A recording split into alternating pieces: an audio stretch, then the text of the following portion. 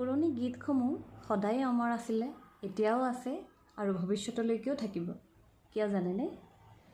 পুৰণি গীতসমূহত এটা প্ৰাণ আছিলে আৰু পুৰণি গায়কসকলৰ কণ্ঠটো এটা প্ৰাণ আছিলে আৰু গানৰ যিটো শব্দ, সেই শব্দৰ দ্বাৰা মনৰ ভাৱবিলাক প্ৰকাশ কৰিব পাৰিছিলে।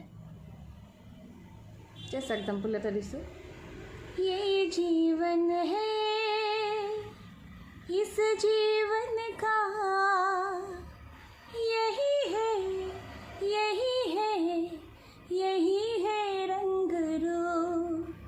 এয়াই জীৱন আৰু এই জীৱনতে আমি ৰং ৰূপ, হাঁহি ধেমালি ফূৰ্তি সকলোবিলাক আমি পাওঁ।